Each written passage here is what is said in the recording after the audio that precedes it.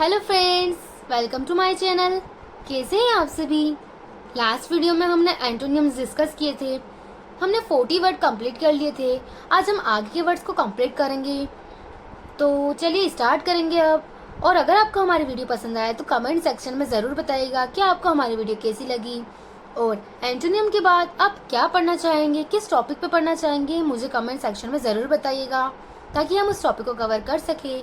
और साथ ही जो इम्पोर्टेंट वर्ड्स हमने करा है अब तक के सारे, तो आप उन्हें एग्ज़ाम में ज़रूर याद करके जाइएगा क्योंकि ये एग्ज़ाम बहुत ज़्यादा बार रिपीट हुए हैं।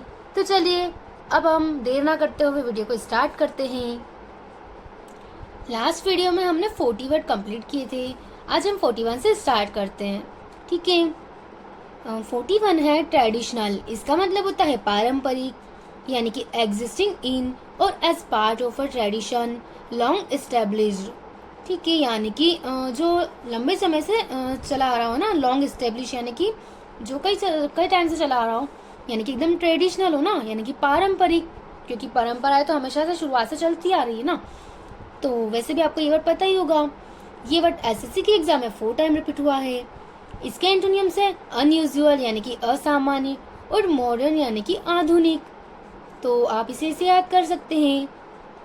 नेक्स्ट वर्ड है यूजर्प यानी कि हड़पना।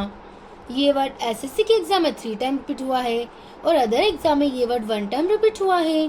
इसका मतलब होता है टेक अ पोजीशन और पावर और इम्पोर्टेंस इलीगली और बाय फोर्स। ठीक है। इसके एंटोनिम होते हैं रिस्टोर करना यानी कि पुनः स्थापित करना, सरेंडर करना यानी कि समर्पण करना और रिलीज करना यानी कि मुक्ति देना। तो इसे हम एक स्टोरी के माध्यम से समझेंगे। ऐसा समझिए कि दो छोटे छोटे बच्चे, ठीक है, भाई बहन हैं। तो उन्हें वो क्या करते होंगे, रोज उनकी मम्मी से रोज पैसे इकट्ठे करते होंगे, छोटे छोटे 1 रुपए की 2 रुपए की ऐसे कर करके। ठीक है। तो एक दिन जब वो एक लड़का है वो देखने जाता है कि मेरे पास कितने पैसे इकट्ठे हुए हैं। ठीक है। तो जब वो चेक करता है तो उसके इसमें से सारे पैसे गायब होते हैं। तब वो बोलता है कि आपको यहाँ दिख रहा होगा ना रुपी, ठीक है, आरपी यानी कि रुपीज है ना। यानी कि वो बोलता है कि मेरे जो सारे रुपीज है ना वो गायब है। वो क्या किया है, मेरे जो भाई या बहन है, मतलब उसका एक और भाई बहन होगा कोई, उसने क्या कर लिए, यूज कर लिए। यानी कि मेरे सारे रुपीज मेरे छोटे भाई ने यूज कर लिए, उसने मेरे सारे पैसे ले लिए, यानी कि उसने उसके सारे पैसे हड़प लिए। तो इसे आप ऐसे याद कर सकते हैं। नेक्स्ट वर्ड पर चलेंगे। नेक्स्ट वर्ड है एब्सकॉन्ड यानी कि फरार होना। ये वर्ड एसएससी के एग्जाम में 2 टाइम रिपीट हुआ है और अदर एग्जाम में ये वर्ड 1 टाइम रिपीट हुआ है। इसका मतलब होता है leave hurriedly and secretly, fail to appear in court. इसके एंटोनिम है रिमेन यानी कि बने रहना, एपियर यानी कि उपस्थित होना। तो इसे हम ऐसे याद कर सकते हैं कि एब्सकॉन्ड, यहाँ पे आपको स्कॉन में सेकंड जैसा दिख रहा होगा ना। तो जो चोर होते हैं ना वो क्या करते हैं, एकदम से चोरी करके किसे हो जाते हैं, एकदम फरार हो जाते हैं ना। कुछ ही सेकंडों में वो क्या करते हैं, फरार हो जाते हैं, क्योंकि उनकी स्पीड रहती है ना भागने की। मतलब उनका काम चोरी करने का होता है, तो वो एकदम एक्सपर्ट होते हैं चोरी करने में। वो क्या करते हैं, चोरी करके एकदम सेकंडों में वो क्या करते हैं, भाग जाते हैं, यानी कि फरार हो जाते हैं। तो इसे आप ऐसे याद कर सकते हैं। नेक्स्ट वर्ड है एब्स्ट्रैक्ट। इसका मतलब होता है अमूर्त विचार या भाववाचक। ये वर्ड एसएससी की एग्जाम में 3 टाइम रिपीट हुआ है।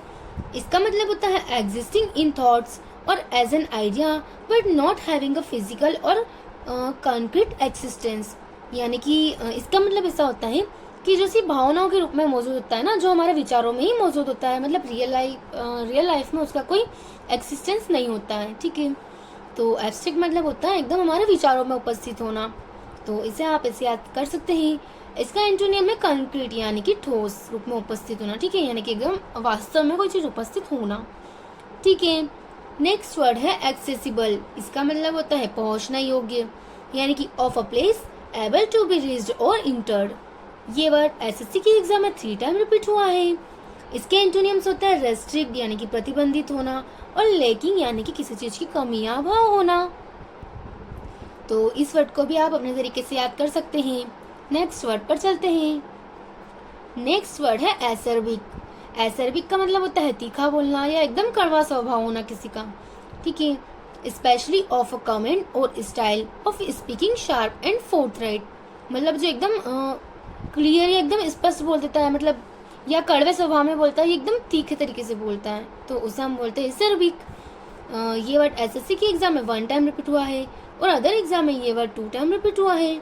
इसके एंटोनिम्स होते हैं ब्लैंड यानी कि सौम्य, स्वीट यानी कि मधुर और पोलाइट यानी कि विनम्र।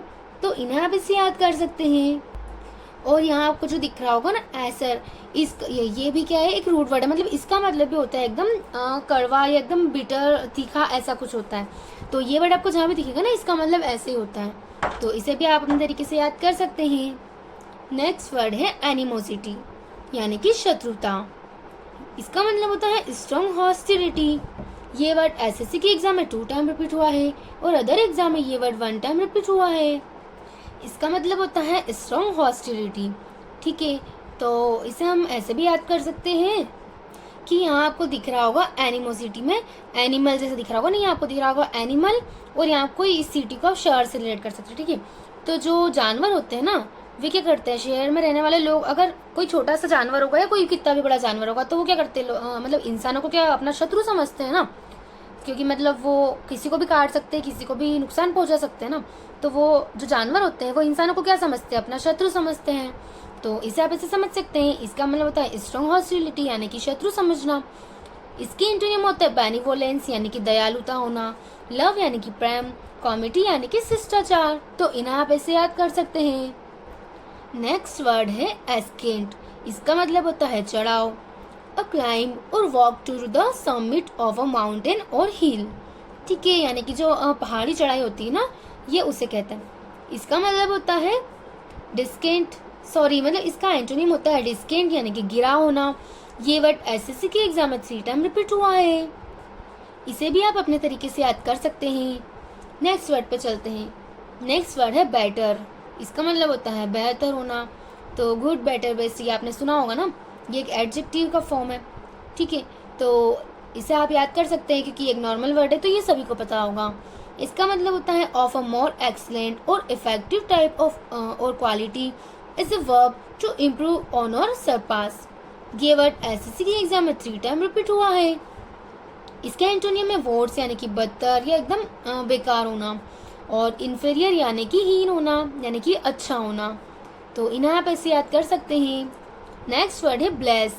इसका मतलब होता है आशीर्वाद देना, यानी कि to invoke divine care for. तो ब्लेस मतलब ये आशीर्वाद देना होता है, ये आप सभी को पता होगा। ये वर्ड एसएससी के एग्जाम में 3 टाइम रिपीट हुआ है। इसका एंटोनियम है कर्ज यानी कि शाप, मतलब कि अभिशाप देना। ठीक है, तो इन वर्ड्स को आप ऐसे याद कर सकते हैं। आज की वीडियो में हम 50 वर्ड्स को रखेंगे, इसके आगे की वर्ड्स को हम नेक्स्ट वीडियो में कंटिन्यू रखेंगे। आपको हमारी वीडियो कैसी लगी कमेंट सेक्शन में ज़रूर बताइएगा। ऐसी और वीडियो के लिए हमारे चैनल को सब्सक्राइब कीजिएगा, और अगर आपने हमारी वीडियो को पसंद किया है तो उसे एक लाइक शेयर ज़रूर कीजिएगा। नेक्स्ट वीडियो में मिलते हैं।